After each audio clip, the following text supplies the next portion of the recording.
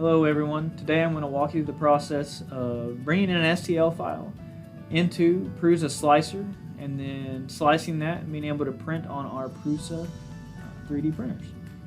So we're going to start off, we're going to export our part. We're going to give it a name that we will recognize. And then make sure the format says STL, that's what's required for the PrusaSlicer. Go ahead and OK. Now move to our downloads folder.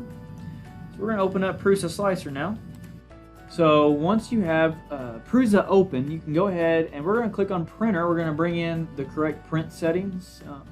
And once you do this the first time, your settings will be saved. So this is just a one-time process when you first download Prusa. So we'll click on printers. We're going to go add remove printers and add remove presets. That'll open up a dialog box that will give us a few printers to select from. So if we're going from the top of the page, this second line right here, you're going to see original Prusa i3, MK3S, and MK3S Plus. We want to add the 0.4 millimeter nozzle. We're going to add this one. We hit finish. And there we go. So there it is up there, and you can just double check that that's the one that you selected. So now we are ready to bring in our STL file. So go ahead, up here at the top of the screen, we're going to click Add. We're going to click on our recently downloaded STL file. We'll let that come in. And once it's placed in here, by clicking on it, you'll see that these options over here have been highlighted. The very first option is going to be the move command. So that's going to allow us to move our object around the bed.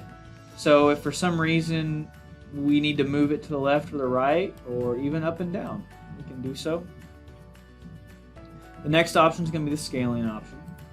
So if your item may have not come in properly sized, or you're wanting to shrink it down a little bit, you can do so with this, or you can put in your custom numbers.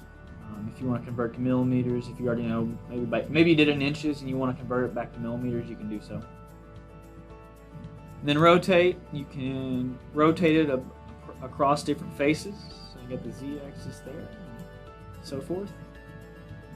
So once you have your coin where you want it, you can then come over here and choose the quality at which you want to print. So for these prints, we want to make sure that we have it on 0.2 millimeter quality.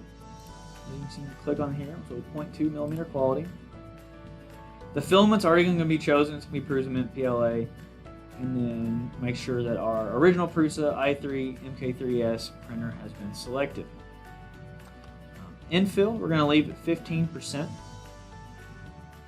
And then we can add a brim, and I'll show you what the difference will be. If we go ahead and we hit slice right now, this is the brim that I was telling you about. And if we decide to take that off, hit slice, it's just going to do a pass around to kind of clean the nozzle and then start your print. So for the best adhesion for your coin on the printing plate, we're going to use a brim. So make sure brim is selected.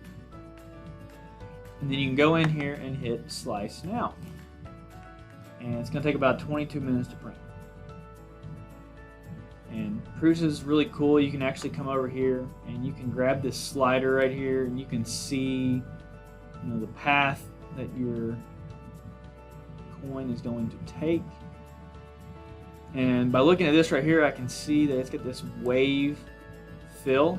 So what we can do is we can go into print settings, infill, there we go. Fill pattern, and we're going to do grid.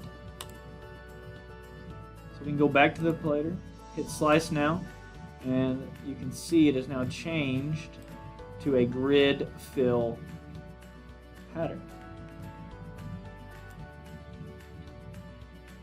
We've already hit slice, so we're able to export G-code, and you can name that